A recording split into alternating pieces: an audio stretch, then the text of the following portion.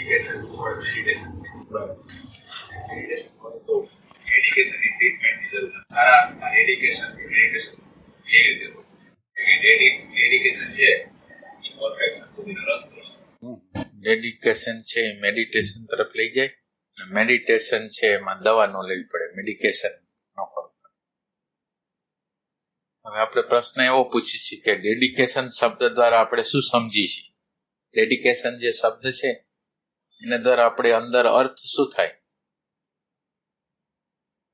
આપણે ડેડિકેશન શબ્દ વાપરી છીએ. કોમન મિનિંગ એ છે કે ગુરુ જે છે શરણે જવું, શરણાગતિને ડેડિકેશન કહે છે. શરણાગતિ ક્યારે થાય? શરણાગતિ ક્યારે થાય? ઈગો છૂટે પછી. ઈગો કેવી રીતે છૂટે?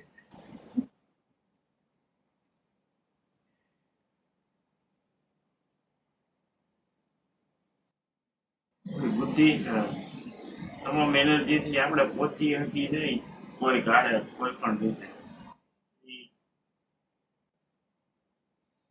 આપણી અંદર 3 પ્રકારના જગત રહે છે. આપણી અંદર 3 પ્રકારના જગત રહે છે. એમાં એક જગત છે એ માનસિક છે. માનસિક એટલે દાખલા તરીકે અમુક પરિસ્થિતિ, અમુક વાતાવરણ, અમુક ઘટનાઓ મારા જીવનની અંદર ઘટે અને હું એનો વાંધો લઉં. મારી અગર વ્યક્તિત્વ મારું લિમિટેડ જ્ઞાન હોય, પર્સનલ જ્ઞાન હોય, કાલ્પનિક જ્ઞાન હોય અને એ કાલ્પનિક જ્ઞાન દ્વારા હું બહારની વસ્તુની મૂલવણી કરું.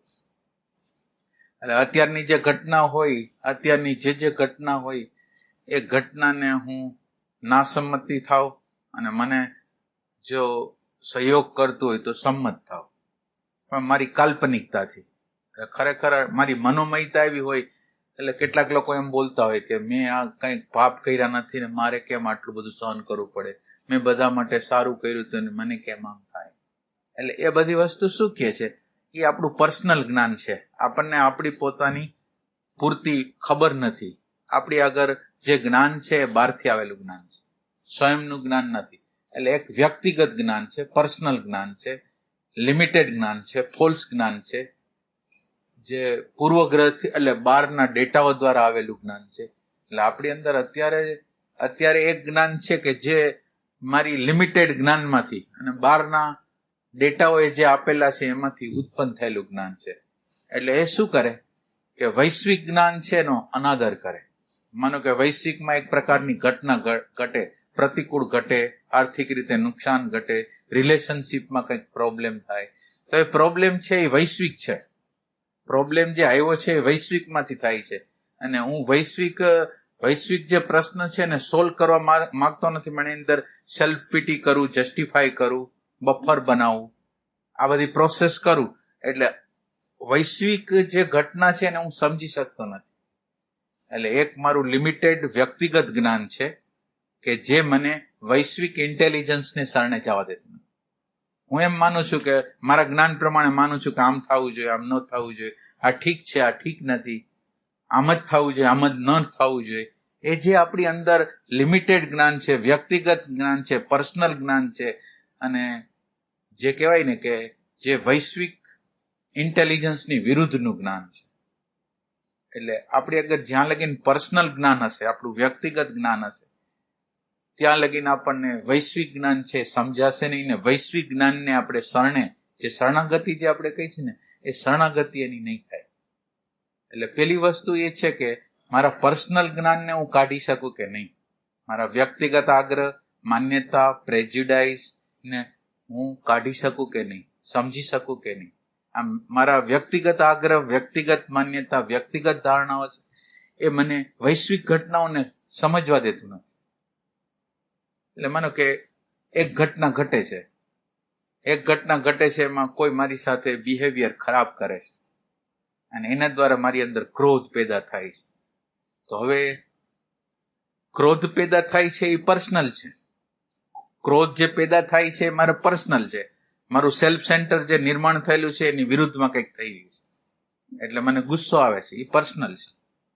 હવે બીજું એક વૈશ્વિક રીત મુજબ મારી અંદર પ્રેમ વિહોણી સ્થિતિ છે, હિંસાવાળી સ્થિતિ છે, ક્રોધવાળી સ્થિતિ છે. આ નિમિત્ત છે બહારનું આવે છે, અને એ નિમિત્ત દ્વારા મારે મારો જો પરિચય કરવો હોય, મારો સ્વયંનો પરિચય કરવો હોય, તો મને એનો પરિચય થઈ શકે. તો આ પરિચય થવા માટે એક ઘટના, વૈશ્વિક રીતે જો આપણે વિચાર કરીએ તો આપણા ઇવોલ્યુશનની પ્રક્રિયા માટે મારી અંદર જે ક્રોધ છે, મારી અંદર હિંસા છે, મારી અંદર સ્વાર્થનું કેન્દ્ર છે, પ્રેમ વિહોણી સ્થિતિ છે, એની જાણકારી થાય અને એની પાર જવા માટેની શક્યતા થાય. પણ હવે મારી આગળ જે વ્યક્તિગત જ્ઞાન છે, પર્સનલ જ્ઞાન છે, એ ક્રોધ કરશે. અત્યારે મને કંઈક નુકસાન થઈ રહ્યું છે, મારા આગ્રહને, મારી માન્યતાને, મારી ધારણાને કંઈક એની અનુરૂપ નથી થઈ રહ્યું. પર્સનલ વસ્તુ બની રહી છે, વ્યક્તિગત વસ્તુ, ફોલ્સ વસ્તુ બની રહી છે. તો એ ફોલ્સ વસ્તુ છે એ વૈશ્વિક ઇન્ટેલિજન્સ છે એનો વિરોધ કરે છે. એટલે આપણી અંદર જે શરણાગતિનો જે જન્મ થવો જોઈએ એ શરણાગતિનો જન્મ થતો નથી. એટલે શરણાગતિના જન્મ માટે આપણે ઓબ્ઝર્વેશન કરવું છે. આપણે દાખલા તરીકે આપણે અત્યારે આપણે જે જીવન જીવી છીએ, સવારથી સાંજ લગીને અને બાળપણથી મૃત્યુ લગીનનું જે જીવન જીવી છીએ, એ શેના માટે છે? માનો કે આપણું જીવન જીવવાનું વસ્તુ છે એ શેના માટે છે? આપણે શું કામ એને જીવી છીએ? જીવવાનું શું કામ એને છે? કયા હેતુથી જીવી છીએ આપણે? આપણો હેતુ શું છે? શેના માટે જીવી છીએ આપણે? પૈસા માટે, પ્રતિષ્ઠા માટે, ઇમેજ માટે, હોદ્દા માટે, સત્તા માટે, શોષણખોરી કરવા માટે? શેના માટે? આપણું જીવન શેના માટે? માનો કે આ કુદરતે આપણને જે જીવન આપેલું છે એ શેના માટે આપેલું છે?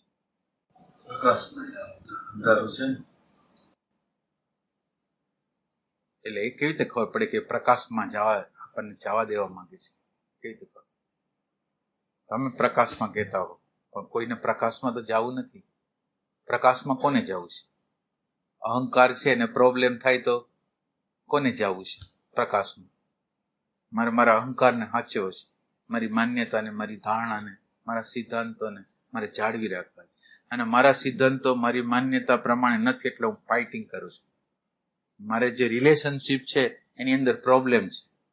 રિલેશનશીપની અંદર એક મારો આગ્રહ છે, એક સામેવાળા રિલેશન જેનો છે એનો આગ્રહ છે, અને મારે કોન્ફ્લિક્ટ થાય છે.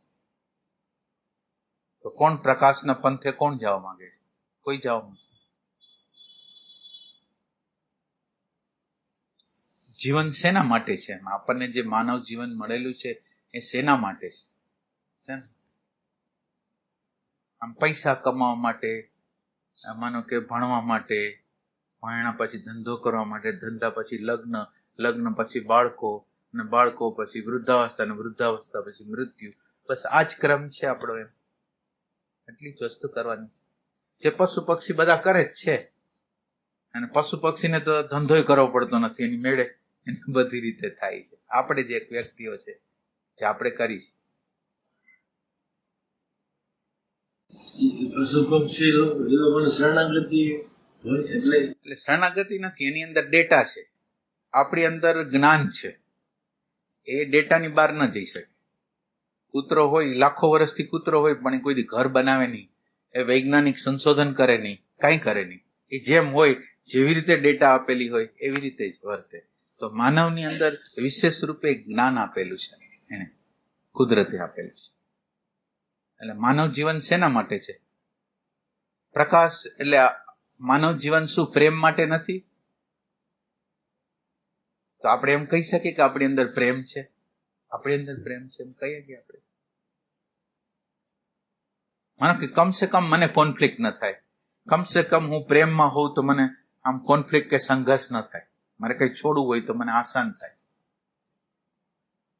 તો આપણું જીવન શું પ્રેમ વિહોણું જ હોઈ જવાનું? આનંદ વિહોણું જ, સંવાદ વગરનું હોઈ જવાનું? શેના માટે છે જીવન? મારી અંદર આંતર ભય છે, જીવનની ચેલેન્જ આવે છે તો મને બીક લાગે છે. પ્રશ્નો, જે જીવનના પ્રશ્નો આવે છે, હું ફેસ નથી કરી શકતો. તો આપણા માનવ જીવન છે એ આપણે સ્વયંને સુખી કરવા માટે નથી, સ્વયંને પ્રેમમય કરવા માટે નથી આપણું જીવન છે કે? તો આપણે એના માટે શું કરીશું? આપણે માનો કે આપણી અંદર પ્રેમ પ્રગટ થાય એટલે લગભગ બધા લોકો એમ માનતા હશે કે બધાની અંદર પ્રેમ છે, બધા માનતા જ હશે ને. કોણ એમ માનતું હશે કે હું પ્રેમ વગરનો છું? એમ કોણ માનતું હોય? સાચું બોલજો. પ્રેમ વગર ના હો તમે કેટલું વ્યવહાર કરતા હો, પતિ હારે, પત્ની હારે, બાળકો હારે, કેવો વ્યવહાર કરતા હોય? પ્રેમ ભાડો છે કે નથી? સાચી સાચ બધાને એવું લાગે છે કે પ્રેમ વિહોણા છે ચહેરા, કે બીજા કોઈ પ્રેમ વિહોણા છે, હું નહીં હોઉં, એવું લાગે છે.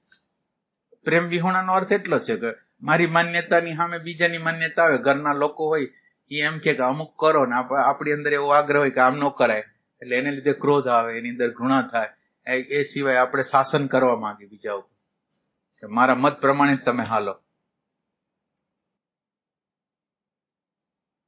ડેડિકેશન કરવું હોય ને તો આ કુદરતની અંદર જે હાલી રહ્યું છે ને, જે વસ્તુ હાલી રહી છે ને, એને એઝ ઇટ ઇઝ જેમ છે એમ તમે જોઈ શકો ને. ડેડિકેશન તો થઈ શકે, ઉત્ક્રાંતિ જે છે એ તો થઈ શકે કે કુદરત જે કરવા માંગે છે, કુદરત જે આપણને જે રીતે નિર્માણ કરેલું છે, આપણું મનનું માળખું, આપણું અહંકારનું માળખું જે રીતે નિર્માણ કરેલું છે, એને એ રીતે આપણે જોઈ શકીને શરણાગતિ તો થઈ શકે. માનો કે આપણે અન્ન ખાઈ છીએ, એમાંથી કેટલી કેટલી વસ્તુ બને છે, શક્તિ, આપણા શરીર, માંસ, બધી વસ્તુ કે જે આપણે કલ્પના ન કરી શકી એવી બધી વસ્તુ આ બોડીની અંદર બને છે. અને એના દ્વારા બોડી તો એવી કઈ ઇન્ટેલિજન્સ છે કે આ એક ખોરાક છે એના જુદા જુદા વિભાગો કરીને આપણી અંદર 7 પ્રકારની ધાતુઓ આપણી અંદર બનાવી નાખે. એવી કઈ ઇન્ટેલિજન્સ છે? અને બહારની બાજુની તમે ઇન્ટેલિજન્સ જો, બહારની બાજુ તમે જુઓ કે કેટલા બધા ગ્રહ ઉપગ્રહ બધું છે. બહાર સમષ્ટિની અંદર ઘટનાઓ છે, સમષ્ટિની અંદર લડાઈઓ છે, સમષ્ટિની અંદર ક્રાંતિઓ છે. તમે એની પ્રજ્ઞાને જુઓ. તમે જો શાંતિથી તમે બહારની ઘટના વૈશ્વિક જો તમે છાપવા માંગતા હો ને, તો વૈશ્વિક ઘટનાઓને તમે જુઓ. તો વૈશ્વિક ઘટનાઓને તમે શાંત રીતે જોતા હો તો એને એક જુદા જ સંદર્ભથી તમે જોઈ શકો. તો તમને એમ લાગે કે વૈશ્વિક ઇન્ટેલિજન્સ છે બધું બરાબર કરી રહી છે. તમે વિચાર કરો કેટલા બધા ગોળા છે. હવે એ ગોળા એકબીજા ભટકાય તો શું થાય? આ ઋતુઓના પરિવર્તનો છે કેવી રીતે આવે છે? યુગોના પરિવર્તનો, આ યુગો પણ હોય છે, એની રીતના યુગો હોય છે. યુગોના પરિવર્તનો કેવી રીતે આવે છે? ઋતુઓના પરિવર્તનો કેવી રીતે આવે છે? એક વસ્તુ બહુ ખરાબ સમાજની અંદર ખરાબ રીતે હલતી હોય તો એ ખરાબ રીતે હલતી હોય ત્યાં કોઈ ક્રાંતિ કરવા વાળો કોઈક આવી જાય, અને જે વસ્તુ ખરાબી 50 વર્ષથી 100 વર્ષથી હાલતી હોય, 300 વર્ષથી હાલતી હોય, એને કાઢવા માટે કોઈક બીજું વસ્તુ આવે. આપણે દાખલા તરીકે ભારત છે એ ગુલામ દેશ હતો અંગ્રેજના, તો ગાંધીજીના નિમિત્તે બધા ભેગા થઈ ગયા અને એને કાઢી. એટલે જુદી જુદી જે ઘટનાઓ આપણા જીવનની અંદર જે બને છે, જુદી જુદી ઘટનાઓ બને, તો એની અંદર વૈશ્વિક ઇન્ટેલિજન્સ પોતે કામ કરી રહી છે. પણ આપણે તટસ્થતાથી એને જોઈ શકીએ છીએ. મારી અંદર ક્રોધ આવ્યો, મારી અંદર લોભ આવ્યો, મારી અંદર મોહ આવ્યો, ભલે ના આવ્યો, હું ખાલી એને તટસ્થતાથી જોવા માંગુ છું કે જેથી વૈશ્વિક ઇન્ટેલિજન્સ જે મને કહે છે કે આ ક્રોધ છે, આ ક્રોધ તમે કરી દીધો, ઘૃણા કરી દીધી, સ્વાર્થ કર્યો, તમારા અંતઃકરણની સ્થિતિ શું થાય છે? કે અંતઃકરણની સ્થિતિ તો બગડી જાય છે. તો વૈશ્વિક ઇન્ટેલિજન્સ શું કહે છે કે તમે સ્વાર્થ કરો છો, કપટ કરો છો, લોભ કરો છો, શોષણ કરો છો, તમારી અંતઃકરણની સ્થિતિ કેવી છે? આવી તમને મંજૂર છે કે તમને શાંતિ જોઈશે, તમને આનંદ જોઈશે, તમને પ્રેમમય સ્થિતિ જોઈશે? આપણને વૈશ્વિક ઇન્ટેલિજન્સ પૂછે છે કે તમે આ નર્ક જેવી જે અંતઃકરણની જે હાલત છે, સ્વાર્થવાળી, લિમિટેડ જ્ઞાનવાળી, સતત રીતે સંઘર્ષ કરવાવાળી, કે આવું જ તમારે જોઈશે કે કંઈક બીજું જોઈશે તમારે?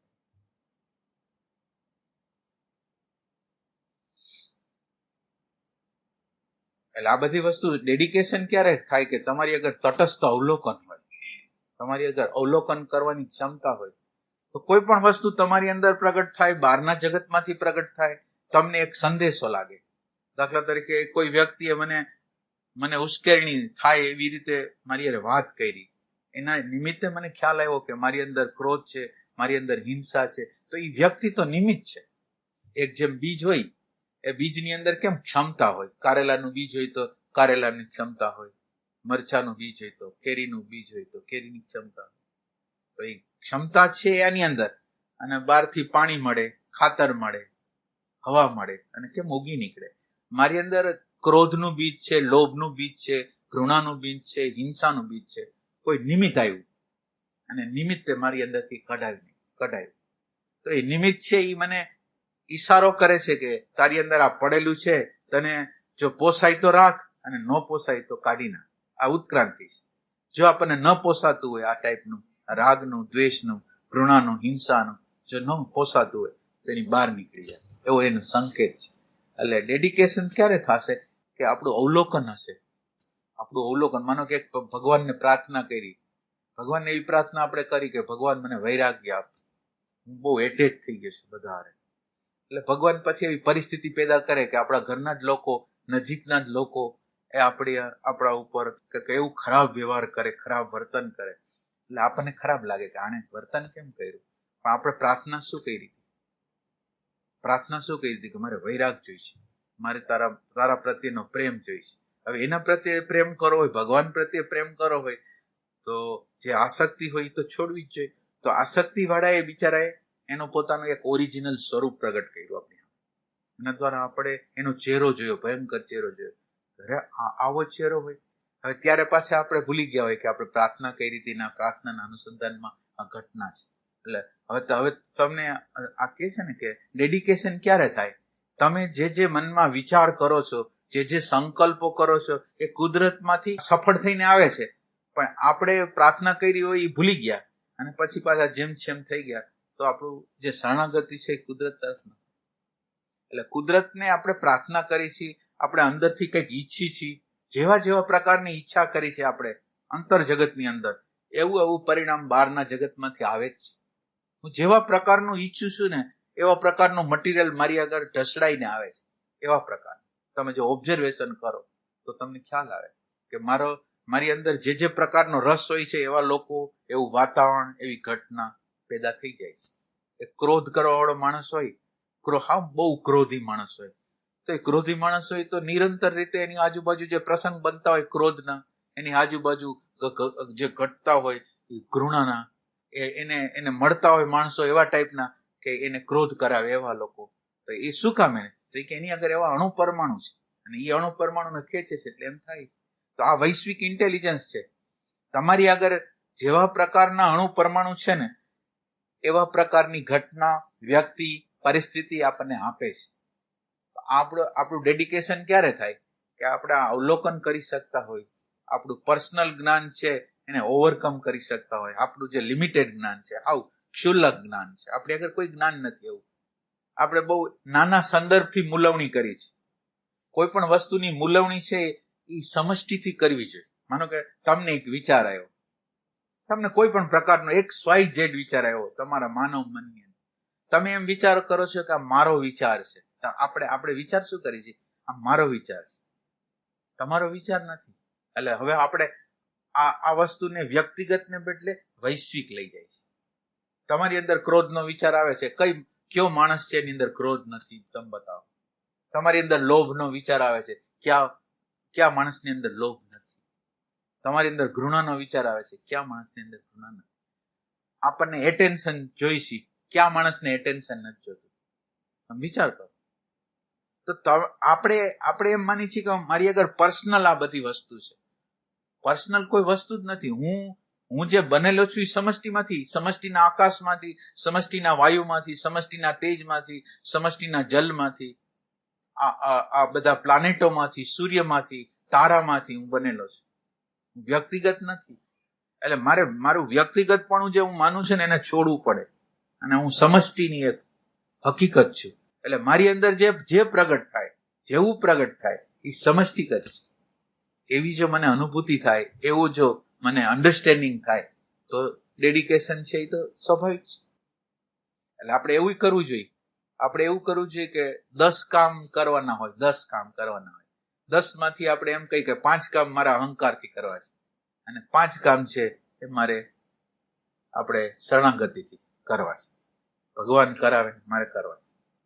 હવે એ આપણે પ્રયોગ કરીને જોઈએ હવે એમાં શું પરિણામ આવે. અને આ બધું તો પ્રયોગ છે.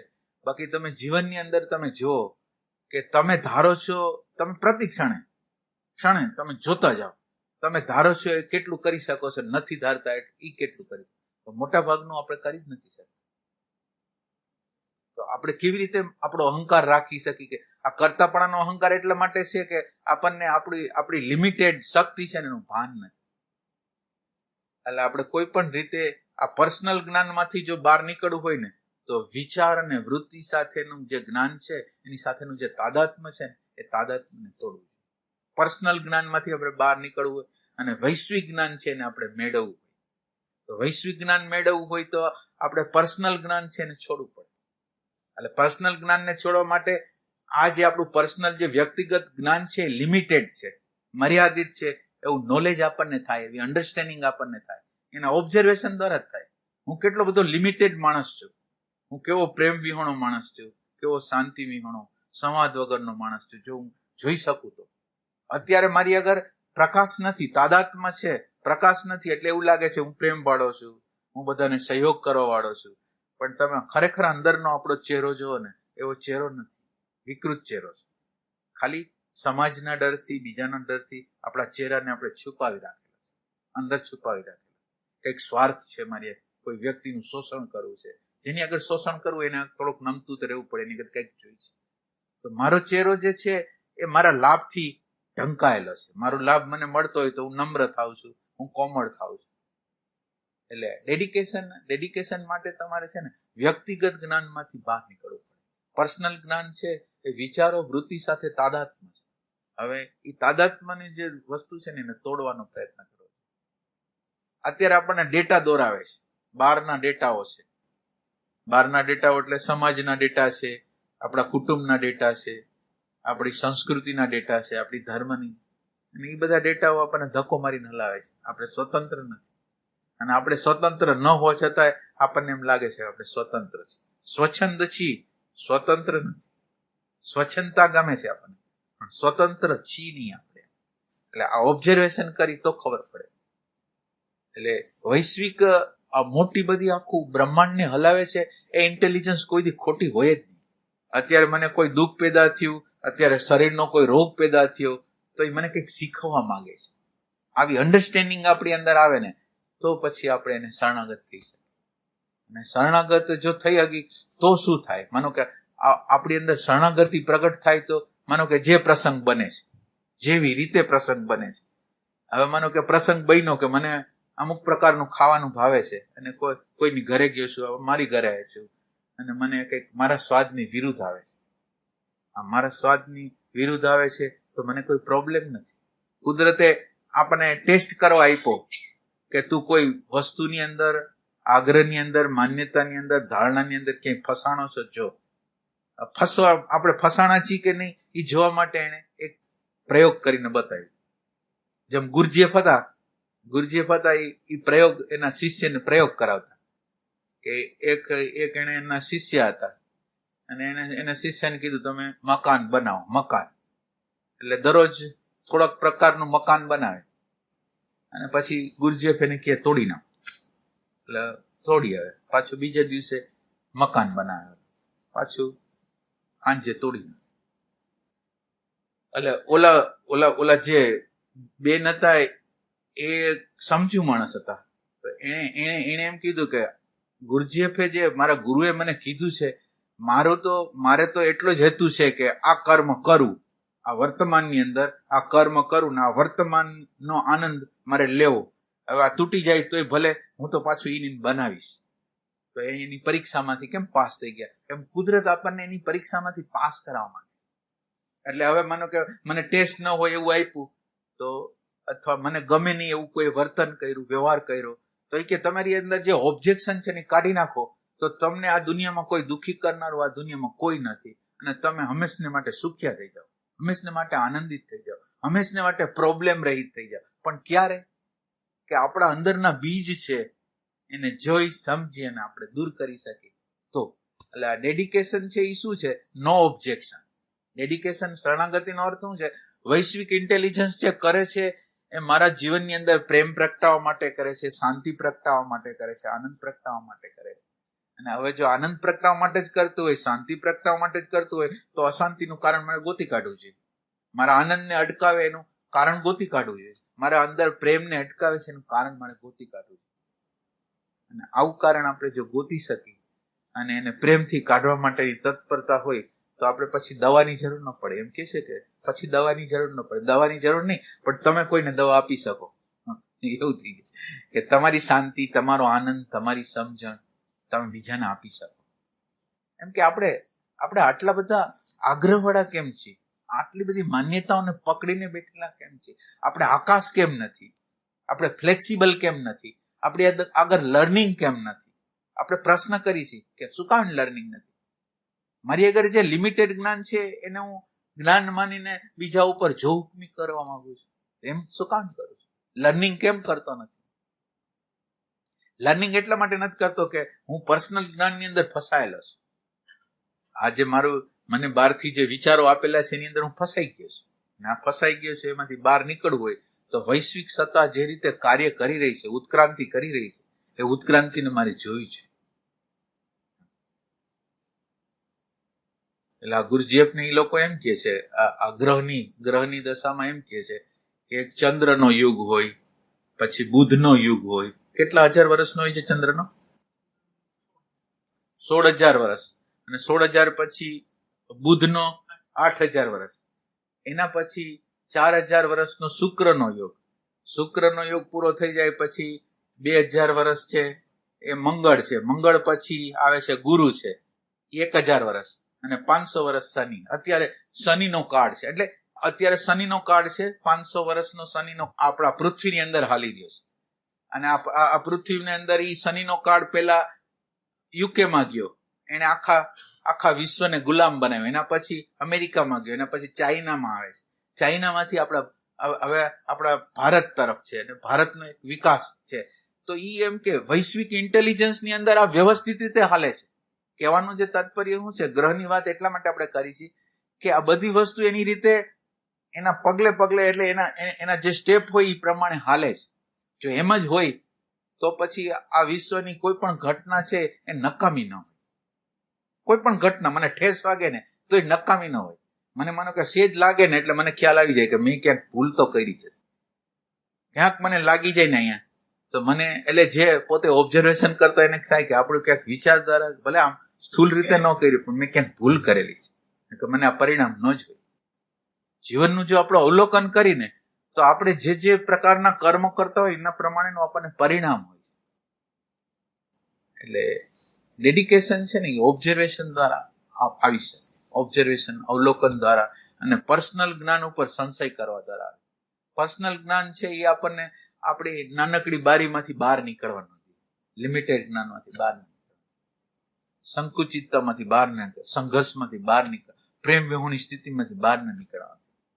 એટલે આવું જેને અહેસાસ થાય ને કે આ પર્સનલ જ્ઞાન છે એ છોડવા જેવું છે, એને યોગ કહે. યોગ એટલે શું થયું કે હું છું અને એક બહાર ઘટના છે. ઘટના વ્યક્તિના રૂપમાં હોય, પરિસ્થિતિના રૂપમાં હોય, કોઈ પણ રૂપમાં હોય, પણ હું એક મારું હોવું છે અને એક સામે જે ઘટના છે એ પરમાત્માનું હોવું છે. પછી અપમાન રૂપે હોય તોય ભલે, માન રૂપે હોય તોય ભલે, અનુકૂળતા રૂપે હોય તો ભલે, પ્રતિકૂળતા રૂપે હોય તો પણ ભલે, પણ ઈ જે છે ઈ પરમાત્મા છે. અહીંયા છે આત્મા છે, બહાર છે પરમાત્મા છે. હવે આત્મા ને પરમાત્માનું મિલન કરવું હોય તો નો ઓબ્જેક્શન. અત્યારે જે ઘટના ઘટી એને હું એક્સેપ્ટ કરું. આ એક્સેપ્ટ કરવાની જે પ્રક્રિયા છે ને એ શરણાગતિ. હું પર્સનલ હું છું એટલે હું આત્મા છું. સામે જે ઘટના પરિસ્થિતિ જે બને છે, અનુકૂળ પ્રતિકૂળ જે બને બધું પરમાત્મા છે. એના પોતા અણુ પરમાણુની એક ઇન્ટેલિજન્સ છે અને ઇન્ટેલિજન્સની રીતે જ્યારે જે કર્મનો ઉદય હોય એ પ્રકારની પરિસ્થિતિ, વાતાવરણ, ઘટના, વ્યક્તિઓનું મિલન, જુદાઈ જે કરાવે છે એ કરાવે છે. આવી સમજણ હોય તો આપણી અંદર છે એ શરણાગતિ આપોઆપ.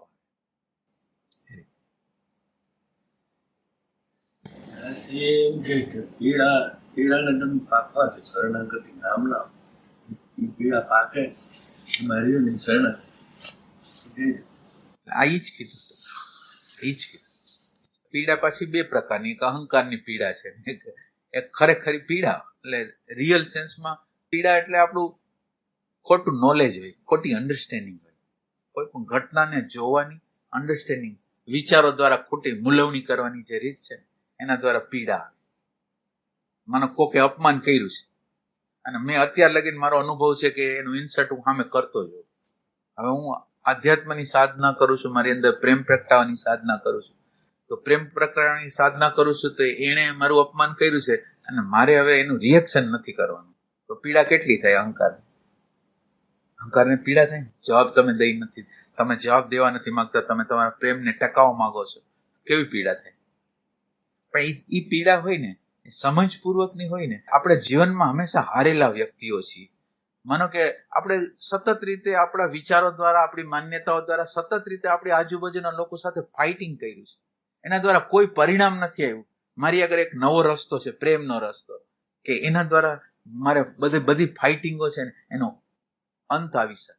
અત્યાર લગીનના મેં જે ઉપાય બતાવ્યા છે ને એમાં સંઘર્ષ સિવાય કાંઈ નથી આવ્યું. એક નવો ઉપાય પ્રગટ કરવા માંગુ છું, મારો અંદર પ્રેમ પ્રગટાવવા માંગુ છું. મારી અંદર પ્રેમ કેમ પ્રગટે, મારો રિએક્શન છે એની સાથેથી મારો નાતો કેમ તૂટી જાય, એ મારે કરવાનું. હું આમ રોબોટમાંથી બહાર કેવી રીતે નીકળું, હું હાવ યાંત્રિકતામાં ફસાયેલો માણસ છું, એ બહાર કેવી રીતે નીકળું એની છે.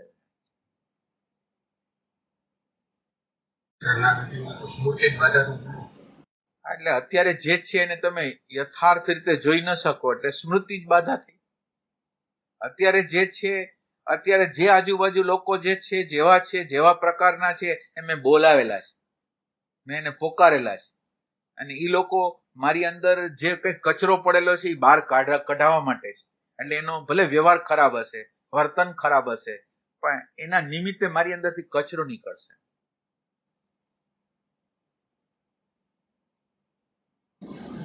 નિમિત્ત વગર કચરો નીકળીએ એટલે નિમિત્ત વગર ના નીકળે. નિમિત્ત વગર પેલા ખબર જ ન પડે. પેલા નિમિત્ત વગર ખબર જ નહીં.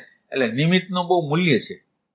એટલે તમે એકાંતમાં વયા જાઓ, કોઈ હાવ ભાગી જાઓ, 20 વર્ષ વયા જાઓ, એના દ્વારા કંઈક જીવનની ગતિ ન થાય. માનવ સાથેનો જે જીવનનો જે સંબંધ છે ને એના દ્વારા જીવનનો વિકાસ. ખબર તો ત્યારે પડે કે માનવના સંબંધમાં, આપણે જે જીવનના સંબંધમાં હોય તો મને નકર તો ખબર જ શું પડે મારી અંદર શું પડેલું છે.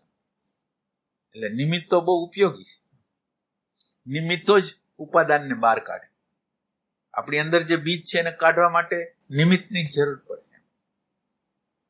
આમાં કઈ ન સમજાતું ઓબ્જેક્શનની જે વાત કરી, મને વાંધો નથી એમ કોઈ પણ બાબતની અંદર. હા, એવું જોવામાં આવ્યું હોય છે કે 10 કર્મ આપણે જે કરવાના હોય છે, 5માં વાંધો લીધો હોય ને ત્યારે માઇન્ડ એનું રિલેક્સેશન ગુમાવી દે છે. અને જેમાં વાંધો ન લીધો હોય ને આપણે સરળતાથી કરી નાખ્યા તો માઇન્ડ રિલેક્સ જ રહે છે. આપણે જે 5માં વાંધો લીધો હોય ને એમાં વિચારોની ગતિ એકદમ તીવ્ર બની ગઈ હોય છે. અને જેમાં વાંધો નથી લીધો, નો ઓબ્જેક્શન, એમાં સ્થિર હોય છે. એક સેન્સથી આપણી લિમિટેશન જેટલી આપણને સમજાઈ જાય ને, આપણી લિમિટેશન હોય ને એ જેટલા અંશમાં સમજાય ને એટલા અંશમાં વૈશ્વિક ઇન્ટેલિજન્સ છે ને કેવી અપાર છે ને એની ખબર પડે. એટલે મારી લિમિટેશન જેટલી મને જલ્દીથી સમજાઈ જાય ને એટલું કામનું છે. મારી લિમિટેશન, મારી આગળ જ્ઞાન કેટલું હોય. માનો કે હું એક ઘટનાને હું એક જ સંદર્ભથી જોતો હોઉં, મારા જીવનની અંદર મારી આગળ જ્ઞાન જ લિમિટ હોય, 1 કે 2 એંગલથી જોતો હોઉં, પણ એ તો અનંત એંગલથી ખેલાતું હોય. એ જ્ઞાન હોય, એક પ્રસંગ હોય, એ આપણને એમ લાગતો હોય કે એક જ એંગલથી છે, અનંત એંગલથી હોય. પણ આપણી આગળ લિમિટેડ જ્ઞાન છે એટલે આપણે એક એંગલથી, અને એ એંગલ કેવો કે સ્વાર્થનો એંગલ, ઉપયોગિતાનો એંગલ, કે મને વ્યક્તિગત રીતે નુકસાન, અને નુકસાન શેનું? પૈસાનું કે ઇમેજનું, બસ એના સિવાય વધારે કઈ. જેમાં ઓબ્જેક્શન છે એમાં તો આપણે બોલી લીધું હોય, એમાં તો મોજ કરી હોય, બરાબર. જેમાં ઓબ્જેક્શન નથી એવું કરીએ પછી તો છેલ્લે સપ્રેશન થતું હોય એવું લાગે ને. એટલે સપ્રેશન તો અન્ડરસ્ટેન્ડિંગ ન હોય તો સપ્રેશન થાય. તમારી અગર અન્ડરસ્ટેન્ડિંગ હોય ને, અન્ડરસ્ટેન્ડિંગ જરૂર છે. આપણી જે જરૂર છે એ આપણી અંદર એક પ્રકાશની જરૂર છે. એ પ્રકાશ સારું ન કહે અને ખરાબ ન કહે. કોઈ વસ્તુ છે સારી નથી ખરાબ નથી. વસ્તુ પોતે સારી ખરાબ નથી, આપણે એને કલર ચડાવી છે સારા. હવે જો તટસ્થતાપૂર્વક આપણે વસ્તુને જોઈ શકીને, તટસ્થતાપૂર્વક જોઈ શકીને તો એ આપોઆપ આપણે છોડી શકીએ, આપોઆપ જતું કરી શકીએ. માનો કે અગ્નિનો તાપ લાગ્યો, અગ્નિ છે એને હૈડાને તાપ લાગ્યો તો આપણે છોડવામાં કઈ વૈરાગ કર્યો વૈરાગ કર્યો નથી કર્યો. શું કર્યું? એમ તમારા અંતઃકરણની અંદર તમારા અહંકાર દ્વારા તમે રિએક્શન કર્યું અને તમે જાગૃત છો. તમારું અંતઃકરણ બગડી ગયું, ખરાબ થઈ ગયું. અંદર આપણું અંતઃકરણ આમ લઘુ થઈ ગયું, કોઈનું ઇન્સલ્ટ કરી નાખ્યું તો આપણી અંતઃકરણની હાલત કેવી હોય? મને તાપ લાગે છે. હવે આમાં સપ્રેશન શું છે? મારું અંતઃકરણ જ બગડે છે. હું જ અંદર ખરાબ થઈ જાઉં છું, હું અંદર હાવ લિમિટેડ થઈ જાઉં છું, હું હાવ સ્વાર્થવાળો, હું હાવ સંકુચિત થઈ જાઉં છું, તો હવે આ વસ્તુ તમને દેખાય તો તમને છોડવામાં શું વાંધો છે? આપોઆપ તમે છોડી શકો. સપ્રેશન ક્યારે થાય કે તમારી અગર આંખ ન હોય ને ત્યારે સપ્રેશન. તમારી અગર તમારી સ્વયંની આંખ છે ને તો કોઈ સપ્રેશન નથી. સમજ છે, અન્ડરસ્ટેન્ડિંગ છે. એવું હોય વિનુભાઈ કે આપણે સરળ ન હોય છતાંય સરળ બનવાનો પ્રયત્ન કરતા હોય, બહારની વ્યક્તિ દ્વારા આપણી ઉપર સપ્રેશન થયું હોય. પેલી એક વસ્તુ છે કે આપણે સરળ બની ન શકીએ. એક વસ્તુ એક યાદ રાખવાની, એમ કે આપણું મન, બુદ્ધિ, ચિત્ત, અહંકારનું તમને તો આમ અંદાજે ન હોય કે આ કેટલું બધું કોમ્પ્લિકેશન, એટલે અંદાજ તમે કરી જ ન શકો આ મનનો. તમે તમને નોર્મલ માનતા હો, પણ સાચી વાત એ છે કે આપણું મનનું આખું માળખું એબનોર્મલ છે, જૂઠાણાથી ભરપૂર છે. એટલે એ તમે ઓબ્ઝર્વેશન કરો. આ હું બોલું તો તમને ન સમજાય, પણ તમે તમારો વ્યવહાર છે ને તમે જોજો, બીજા લોકોને સારું લગાડવા માટે તમને અંદરથી નથી સારું લાગતું. બીજા લોકો તમારી સામે આવે, સગા આવે, સંબંધી આવે, તમને ગમતા નથી, તમારી ખરાબ ન લાગે એટલે તમે એને વધારે આવકાર આપો છો, તમે પ્રેમ આપો છો, દંભ કરો છો. ખોટું. મારે કોઈ સ્વાર્થની કામ કરાવવું છે તો હું એને વખાણ કરું છું. એટલે હું કેટલી લૂંચાઈઓ કરતો હોઉં, કેટલું કપટ કરતો હોઉં, મને અંદર કેટલા ભય હોય, એને ભય ના દબાણ દ્વારા કેટલું જૂઠું કરતો હોઉં, મને કઈ ખબર નથી. એટલે મન છે ને એ કોમ્પ્લિકેટેડ છે, અને મનને ખાલી આપણે સરળ થવાનો પ્રયત્ન નથી કરતો. અસરળ વસ્તુ છે ને એનો સાક્ષાત્કાર કરવાનો. અસરળતા એટલે પ્રતિ ક્ષણે મારા વ્યવહારની અંદર જે મન જે અસરળ થઈ જાય, જૂઠાણું કરે, કપટ કરે, કોક આગળ છુપાવવાનો પ્રયત્ન કરે, કોકને શોષણ કરવું છે એટલે હારા શબ્દો વાપરે અને એને લૂંટી લે, શોષણ કરે. તો એ બધી વસ્તુ આપણે જે અંદર કરતા હોય છે, એ આપણને ખબર પડે તો કામ થાય. દંભ છે એ તો આત્મગ્લાનિ મનોકરિણ કામ કરે. દંભ એટલે બીજા આવે છે, આપણને નથી ગમતા, પણ આપણે એને આવકાર આપીએ છીએ પોતે ટાઈમ આપીએ છીએ 2 કલાક, પછી ઈ જ આપણા ઉપર સપ્રેશન કરી જાય છે. તો આપણે આવકાર આપ્યો, એક પ્રકારનો દંભ જ કર્યો. એમ કે આખું જીવન દમથી જ ભરેલું છે. તમે અંદાજ એટલે જ હું કહું છું, તમે અંદાજ ન કરી શકો એવું દમથી ભરેલું. તમે જેવા ઘરની બહાર નીકળો કે કોકની ખામે આવો ને એટલે તમે અંદરથી ઠીકઠાક થવા માંડો. કોક બહાર આજે આપણે ઘરની બહાર નીકળવાનો પ્રયત્ન કરી, કપડાં ઠીકઠાક પહેર્યા, વ્યવહાર, વર્તન, મોઢું, ચહેરો, નમ્રતા, કોમળતા બીજા લોકોને બતાવવા માટેની બધી વસ્તુ એની રીતે ગોઠવાઈ જાય, આપણને ખબર ન પડે. બીજા લોકો આવે તો એની અંદર અહંકારનું સંરક્ષણ કેવી રીતે કરાય, એની હારે કેવો વ્યવહાર કરાય જેથી આપણો અહંકાર બચી જાય, એને સારું લાગે. એ આપણી બધી અંદરની જે લુચ્ચાઓ છે એ નિરંતર કામ કરતી જ હોય, નિરંતર કામ કરતી. પછી હસબન્ડ હોય તો ભલે, પત્ની હોય તો ભલે, ગમે આજુબાજુના નજીકના બાપ દીકરાના, મા દીકરાના કોઈ પણ એક XYZ સંબંધ હોય, ત્યાં આ સ્વાર્થ સિવાય કાંઈ કરતા નહીં. દમ તો આમ ઓરિજિનલ વસ્તુ છે આપણી. અને ઇન્ડિયન કલ્ચરની અંદર દંભ છે ને એ તો એનો બહુ મૂળભૂત સ્વભાવ છે. તમે આપણા સાધુ સંન્યાસીઓ એટલે આ તમને દ્રષ્ટાંત આપું, બ્રહ્મની, આત્માની બધા વાતો કરતા હોય, તમે એના જીવનને જુઓ. એટલે હું સંન્યાસીની વાત તો આપણી જ વાત કરું છું.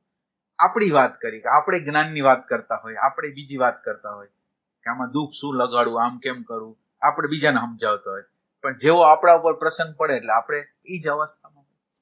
એટલે આ દંભ નથી તો શું છે? મને કઈ ખબર નથી, મારી આગળ કોઈ નોલેજ નથી, મારી આગળ કોઈ જ્ઞાન નથી, મારી આગળ ખાલી ભ્રમણા છે, ને ભ્રમણા વાળું જ્ઞાન બીજાને આપું.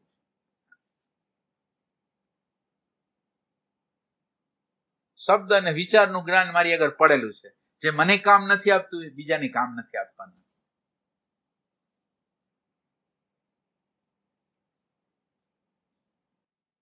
આમ જીવન આખું વિસંગતતાથી ભરેલું. આમ ભગવાનને, અર્જુનને આમ આપણે જોઈએ એટલે એમ થાય આ કોમ્પ્લિકેટેડ કરાતા. એક બાજુ એમ કે યુદ્ધ, બીજી બાજુ એમ કે મારા કરે. એટલે યુદ્ધને તમે એમ સમજો કે યુદ્ધ એટલે આપણે આમ યુદ્ધ નથી કરવાનું. એટલે યુદ્ધ શું છે? તમે સજાગતા રાખવાની યુદ્ધ છે. એટલે યુદ્ધ જેવી એક પરિસ્થિતિ છે, તમે સજાગતા રાખવાની તમને બહુ મજા ન આવે. તમને સૂતા રહેવાનું, હમણાં ફિલ્મ જવાનું હોય ને એમાં કોઈ જવાનું હોય ને એ તમને બહુ કોઈક લગ્ન પ્રસંગ હોય ને એકબીજાને વાત કરતા હોય ખોવાઈ જવું, પણ તમને એમ કે નિરંતર રીતે સજાગ રહેવું હોય તો આપણા જીવનનો નિરંતર પ્રયાસ છે કે ખોવાઈ જવા માટે પ્રયાસ કરીશું. એટલે સજાગતા છે એ આપણા માટે યુદ્ધ જેવી પરિસ્થિતિ પેદા કરે. સજાગતા રહેવું એટલે મને બહુ ભાર પડે. એટલે એ સેન્સથી આ યુદ્ધ છે. એટલે એ સેન્સથી યુદ્ધ છે. કેટલું બળ કરવું પડે, સજાગતા માટેનું બળ કેટલું કરવું પડે, એ સેન્સથી કૃષ્ણ ભગવાન એમ કીધું યુદ્ધ કર. અને આમ યુદ્ધ બધું અંદર અંદર જ થયું છે. યુદ્ધ બધું અંદર અંદર જ થતું હોય. બહાર તો એના પડઘા હોય અંદર ને બધી બહાર બધી વસ્તુ પ્રતિફલિત થાય બહારની બાજુ. કર્મ કયા પ્રકારનું કરો છો એ બહુ મહત્વનું નથી. મોટું કરો છો, નાનું કરો છો, કઈ કરવાનું, એની ક્વોલિટી કેવી છે, કર્મ કરવાની ક્વોલિટી કેવી છે એ બહુ મહત્વનું. કર્મ છે એનો તમારો હેતુ શું છે? સ્વાર્થ સાધવાનો છે કે અંદર શાંતિ ને પ્રેમ? આ કર્મ કરીને મારે પ્રેમ, થોડોક મારો પ્રેમ છે ને એ વધારવો છે. આ કર્મ દ્વારા હું બ્રશ કરું છું અને બ્રશ કરવા દ્વારા મારે થોડોક પ્રેમ વધારવો છે. નાવા દ્વારા પ્રેમ વધારવો છે. કોઈના સંપર્કમાં આવવા દ્વારા પ્રેમ વધારવો છે. એટલે એવી ભાવનાથી આપણે જીવન જો જીવતા હોય ને તો આપણી અંદર પ્રેમ પ્રગટ. આપણી કોઈ પણ ક્રિયા છે એ પ્રેમ માટે હોય છે, પણ આપણી બધી ક્રિયા કેવી હોય છે? સ્વાર્થ માટે. મારી એક હેતુ હોય, મળવા જાવ તો જેટલો મને મારા સ્વાર્થને પોષે ને એટલો મારો રિલેશન ગાઢ હોય. એટલે જે મારો સ્વાર્થ પોષતા હોય એ મારી ભૂલ કોઈ દી ન બતાવે, અને જે ભૂલ ન બતાવે ને એવા માણસોને હું ગોતતો હોઉં. મારી ભૂલ ન બતાવો તો હું એની યાર દોસ્તી ના રાખું. એટલે આપણે કેવા માણસો જોઈએ છીએ? આપણે વખાણ કરે ખોટી અને આપણી ક્યારે ભૂલ ન બતાવે. અને ખરેખર આપણી ભૂલ બતાવે તો આપણું કલ્યાણ થાય છે. એટલે આપણે જયારે એમ કહીએ કે આ વ્યક્તિ સારો છે એટલે આપણે સમજી લેવાનું કે એ સારો વ્યક્તિનો અર્થ એટલો જ છે કે આપણા અહંકારને બરાબર રીતે પોષે છે. બસ એટલી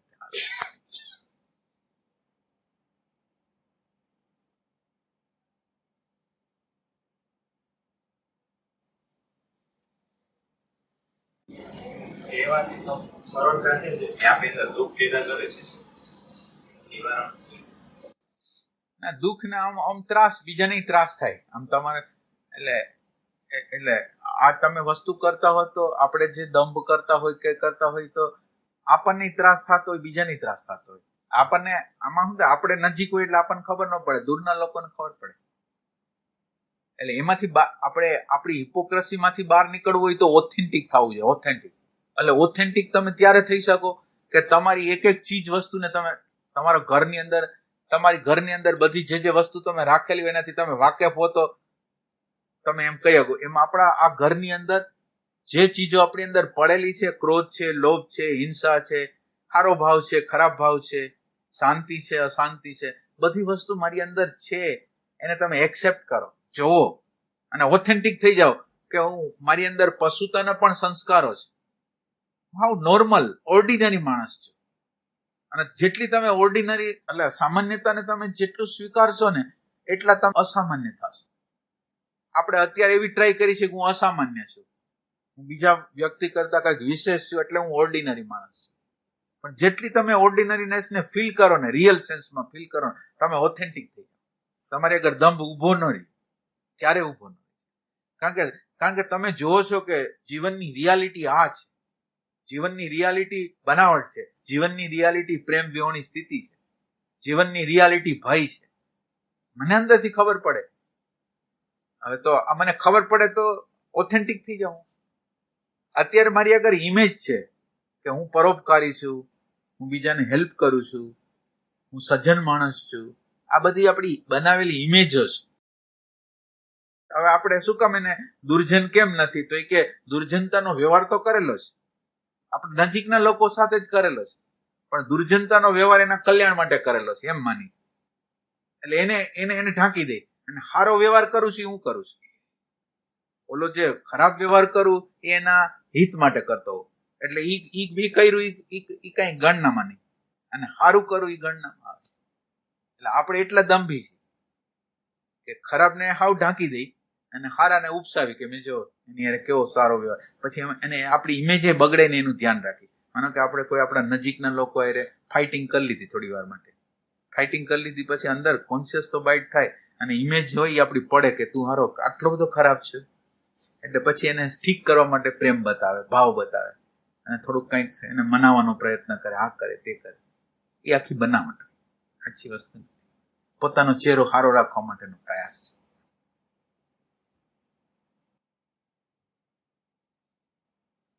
પ્રેમની વાત થઈ છે. હા, પછી પોતાની જાતને પ્રેમ ન કરતો હોય તો બીજાને આ કેવી રીતે કરે, કેવી રીતે કરે? પોતાના, તમે વિચાર કરો, નાનપણના ભયો કેટલા લોકોના, આ જેટલા બેઠા છે એમાં કેટલાય લોકોને નાનપણના અમુક ભયો હશે, બીજા એડ થયા હશે, ભયો હશે, ચિંતાઓ હશે, ટેન્શનો હશે. તો એ કોણ કાઢવા, કોણ તે પ્રેમ વગરની અંદર સ્થિતિ છે. કોક આપણી વિરુદ્ધ બોલે તો આપણને આક્રોશ થઈ જાય છે, એના ઉપર પ્રેમ વગરના થઈ જાય છે. તો કોણ એને દૂર કરવા, કોણ માંગે? કોઈ દૂર કરવા માંગે કે બીજા સુધરી જાઓ, સામેવાળા સુધરી જાઓ, હું એમને. એટલે આ શરૂઆત છે ને મારા દ્વારા થવી જોઈએ. આપણો સુધારો કેવો છે કે બીજા લોકો સુધરી જાય. 50 વર્ષ લગીને પતિ પત્ની રહેતા હોય ને તો પતિને એમ થાય પત્ની બદલી જાય, પત્નીને એમ થાય પતિ બદલી જાય. 50 વર્ષ 100 વર્ષ લગીની વેઇટ કરે, એને ખબર ન હોય કે નેચર હોય, સ્ત્રીનો એક નેચર હોય, પુરુષનો એક નેચર હોય, એની પોતાની એક પ્રકૃતિ હોય, એની તાસીર હોય. એ એમ જ હોય. જેમ બધાની પોતાની મરચું હોય તો એની કેમ એક કેરી હોય તો કેમ ગળાશ હોય એમ. હવે એમાં કઈ આપણે ઓબ્જેક્શન કરીશ તો આમાં ઓબ્જેક્શન કરવાનું નથી, અન્ડરસ્ટેન્ડ કરવાનું છે. આ પ્રકારનું નેચર હોય.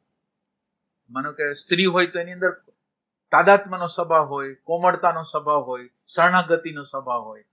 પુરુષમાં આક્રમકતાનો સ્વભાવ હોય, પોતાને આધીન કરીને રાખવાનો સ્વભાવ હોય. આ બધો પુરુષનો સ્વભાવ હોય. એટલે આ બધા સ્વભાવોને પોતાને જાણવા છે. સ્વતંત્રતાનો, પુરુષનો સ્વભાવ સ્વતંત્રતાનો હોય. સ્ત્રીને એમ લાગે કે હું કોકની છું, અને પુરુષને એમ થાય કે મારું છે. આ બધી વસ્તુ ના નેચરો હોય, પોતપોતાના નેચરો. એ નેચરો પ્રમાણે આપણે જાણી જાય કે આ પ્રકારનું નેચર આમાં હોય તો એમાં કોન્ફ્લિક્ટ નથી.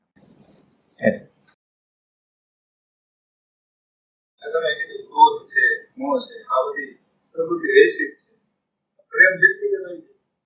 ના, પ્રેમને પ્રગટ કરવાનું છે. પ્રેમ અંદર છુપાયેલો છે, બીજ રૂપે છે. આપણી અંદર બીજ રૂપે પડેલો છે, એને ઓપન કરવાનું છે.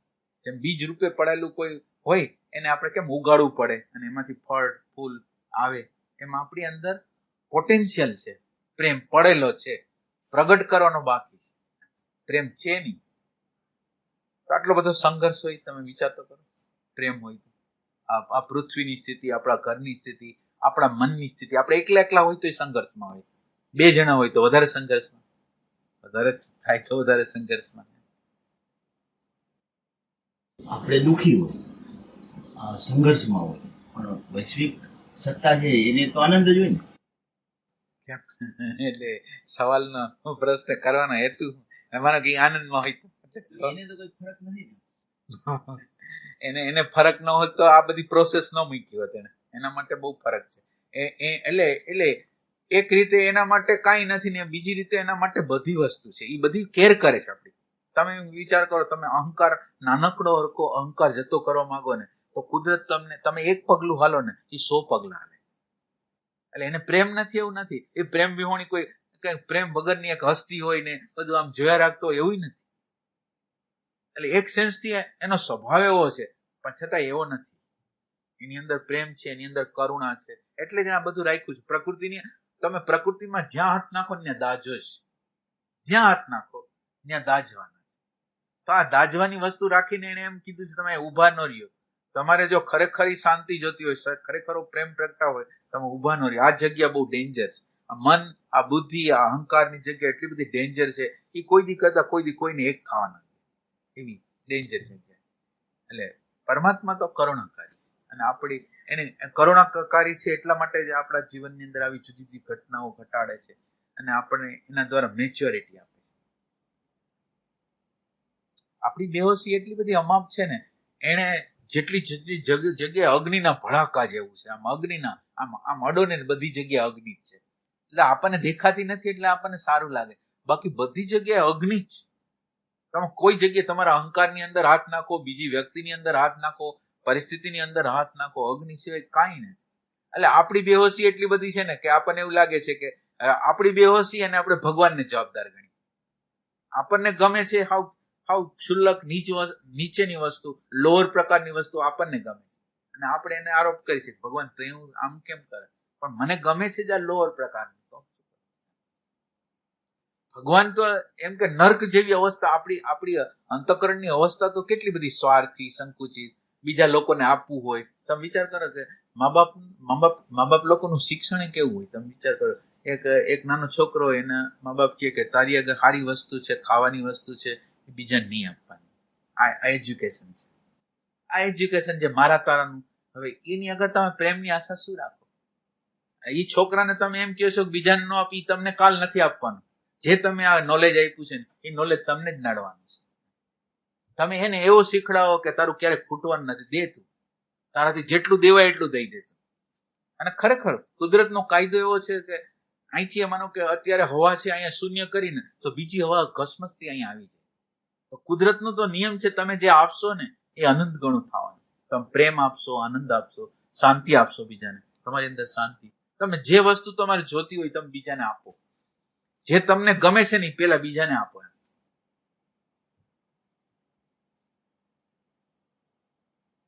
આ બધી વસ્તુ કેવી છે કે આ બધી વસ્તુ તમે કમાશો ને તમને આવશે. ને આ જે અહંકાર તમે જતો કરો ને તમારે એટલે કમાવાની બધી માથાકૂટ હંમેશને માટે માથાકૂટ હોય.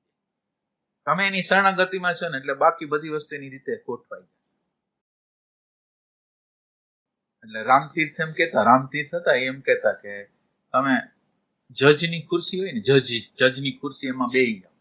જજની ખુરશીમાં બેહી જાય એટલે વાદી, પ્રતિવાદી, વકીલો એ બધા એની મેળે કેમ એની અંદર આવી જાય.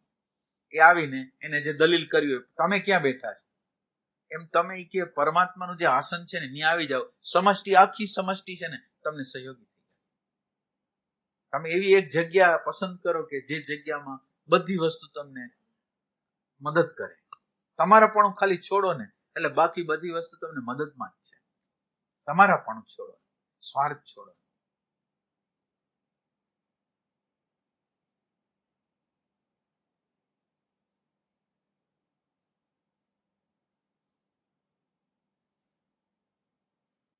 ગુરુજીએ ઉલ્લેખ થયો, અત્યારે કેટલી પ્રસ્તુતતા છે આ પ્રકારે પ્રયોગમાં. ગુરુકુળો જ્યાં ગુરુની સાથે સાધક આખો વખત રહે અને શીખે. તમારો પ્રશ્ન બહુ વ્યાજબી છે, પણ મને એવું ઓબ્ઝર્વેશનમાં આવે છે કે એવું કોઈ છે નહીં કે જે એના અહંકાર ઉપર કામ કરવા માંગતું, એવું કોઈ નથી. રિયલ સેન્સમાં કહું છું. નકર એ પ્રયોગ કરાય. માનો કે પેલા લોકો અત્યારે તમે વિચાર કરો, ખાલી સાચી વસ્તુ તમે કોઈ વ્યક્તિને કહો ને, ખાલી સાચી વસ્તુ હોય ને સાચી ભૂલ હોય ને તમે બતાવો ને તો અહીંયા આવવાનું બંધ કરી. તો તમે વિચાર કરો કે આવા પ્રયોગ ગુરુજીએ કરેલા પ્રયોગો જો આપણે અહીંયા કરી તો કોઈ આવે જ નહીં. એટલે એવી પેલી તીવ્રતા છે. આ બધો હક ક્યારે મળે? માનો કે ઓલા બેન મકાન બનાવતા હતા તોડી નાખતા હતા, એની અંદર પ્યાસ હતી. હવે એવી પ્યાસ છે આપણી. એટલે એવું અત્યારે કોઈ એવી વ્યક્તિ તમને ન દેખાય, પ્યાસ વાળી વ્યક્તિ તમને જોવા જ ન મળે. તો આમાં શિબિર કેવી રીતે કરવી? આમાં હારે કેવી રીતે રહેવું? લાભ અલભ્ય થાય એટલે આખો વખત રહેવાનું હોય એટલે જાતની કસોટીઓ આપો. એટલે અલભ્ય લાભો તમને ખબર નથી, પણ અલભ્ય લાભો મળેલા છે. આજુબાજુના કેટલાય લોકોને મળેલા છે. એ લોકો નારાજ છે અમારાથી. કેટલાય લોકોને લાભ તો મળેલા જ હોય ને. પાસે હોય તો લાભ તો મળેલા જ હોય ને. ઈ કે તમે અહંકારને ન છોડો, બાકી તમારે જે કરવું એ કરો. અમારા અહંકારને એને કઈ અડો નહીં. તમે આ સાચી વાત કરું છું હું તમને, રિયલ કહું છું. એમ કે કોઈ અહંકારને છેડવા માંગતું નથી કે તમે તમને અમને હારા ગણો અને તો આ બધું આધ્યાત્મિક આ સત્સંગ હાલશે. બાકી તમે જો અમારી કઈ ભૂલ બતાવશો તમે નહીં આવે. ખરેખર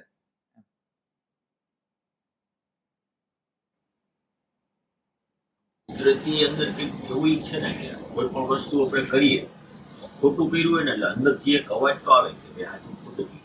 પછી આપણે એને લીપીને બીજું કર્યું કે આમ ખોટું નથી, આમ કર્યું બરોબર. અને એ જે અંદર સંકેત આપે એ શું સમજવું? એટલે એમાં શું થાય, એમાં બે પ્રકાર છે. એ જે એક બાઇટ થાય છે ને, પણ માનો કે એક બાઇટ થાય છે, તમે એમ સમજો કે આપણા ધર્મશાસ્ત્રોએ આપણે બધા એમ કીધું કે તમારી મા બાપ પ્રત્યેની જવાબદારી છે. તમે મા બાપનું કર્તવ્ય ન કરો તો મારું અધર્મ છે. તમે પત્નીને ન હાચવી શકો તો અધર્મ છે. એટલે જુદા જુદા પ્રકારના આપણા લોકોએ એને પાપ ગણ્યા, અધર્મ ગણ્યા. હવે એ વસ્તુ આપણી અંદર આવેલી છે. એટલે હવે હું મારા મા બાપને હાચવી ન આગું, પત્નીને હાચવી ન આગું, તો કંઈક એને તકલીફમાં મૂકું, એટલે મને અંદર બાઇટ થાય. એ બાઇટ ઓલું જે ડેટા છે ને એના દ્વારા બાઇટ થાય છે. આ બાઇટ છે એનો બહુ ઉપયોગ નથી. એટલે આ બાઇટ દ્વારા કંઈક સમાજ ઠીક રહે એટલી વસ્તુ થાય. પણ તમને સ્વયંથી ખરેખર એમ કે આ બધા ડેટાઓ દ્વારા નહીં, પણ હું એને ફીલ કરી શકું. હું જે વસ્તુ છે ને એને ફીલ કરી શકું કે આ વસ્તુ યથાર્થ છે કે નથી. મારી મૌલિક, મારી અંદર એક પ્રકાશવાળી દ્રષ્ટિ છે ને, અંદર એક પ્રકાશનો નાનકડો દીવો છે. એ પ્રકાશના દીવાની અંદર મને દેખાય છે કે આ વસ્તુ રાઈટ નથી. એ વસ્તુ એક અલગ છે. એ છે ને આપણી મૌલિક આંખ છે. આ જે આંખો છે ને બહારના ડેટાઓ દ્વારા, એટલે આપણી સ્વયંની આંખ નથી. એટલે બે પ્રકારની વસ્તુ છે ને, એ એક સમજ. સ્મૃતિથી તટસ્થ રહ્યા હોય. હા, સ્મૃતિથી તટસ્થ રહ્યા હોય. તમે તમારા અંતઃકરણની બધી સ્થિતિઓને તપાસી હોય, કોન્શિયસ બાઇટ નહીં. તમે અંતઃકરણની સ્થિતિ આમ બગડેલી જુઓ, તાપવાળી જુઓ, ટેન્શનવાળી જુઓ, સંકુચિત જુઓ, અને તમને એ દર્શનમાંથી એમ થાય કે આ નથી કરવા જેવું. એ એક વસ્તુ અલગ થઈ, ઓલી વસ્તુ અલગ થઈ. એટલે અત્યારે આપણને જે બાઇટ થાય છે એ બાઇટ ઓલી બધી બહારની વસ્તુમાંથી બાઇટ થાય છે. એટલે એ બહુ ઊંડાઈમાં ન લઈ જાય. એટલે એ શું કરે, માનો કે તમે હવે તમારા મા બાપને હેરાન કર્યા છે, તો તમે કંઈક મા બાપને સહયોગ કરી શકો. પતિ પત્નીને કંઈક અસહયોગ કર્યો, તમે એને સહયોગ કરી દો. એના દ્વારા તમારી ઇમેજ પાછી બની જાય. પાછા તમે એમ છો તમે સારા વ્યક્તિ છો, અંદરથી તમે એમ થઈ જાય. એ બસ એ તમારા અહંકારને વધારવા માટેની પ્રક્રિયા. આમ સાચી રીતે પ્રેમ નથી. ડેટાએ ધક્કો માર્યો, મેં કામ કર્યું.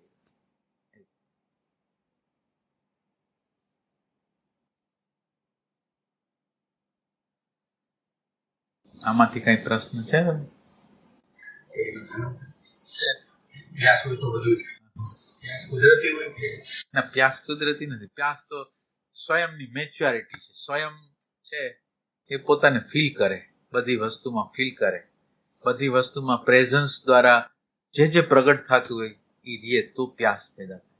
પ્યાસ તો સ્વયંની આંખ હોય તો જ પેદા થાય. એમાં તમારે જાગ્રત રહેવું પડે, તમારે તટસ્થ રહેવું પડે કે તમે કેવા છો, આપણે અંદરથી કેવા છીએ. પ્રેમ છે એ મેચ્યોરિટીથી પ્રત્યે. મેચ્યોરિટી, દાખલા તરીકે હું તમારી હારે ખરાબ વ્યવહાર કરું, તમે મને કંઈક બોલ્યા અને હું તમારી હારે ખરાબ વ્યવહાર કર્યો, તો ખરાબ વ્યવહાર કર્યો એ મારા પ્રેમ વગરની સ્થિતિ છે. તમારી સ્વતંત્રતા છે, તમારે જે કરવું એ મારા ઉપર કરો, પણ હું મારા પ્રેમને શું કામ જવા દઉં? તમે માનો કે અબૂધ છો કે તમે જવા દો પ્રેમને, પણ મારે શું કામ મારા પ્રેમને જવા દેવો જોઈએ? તો કચાશ છે એ મારી છે, તમારી નથી. તો મારે મારી કચાશને દૂર કરતી જવાની. માનો કે મારા પ્રેમને અટકાવે છે કોણ? તો જે અટકાવતું હોય એનાથી મારે કટ થતું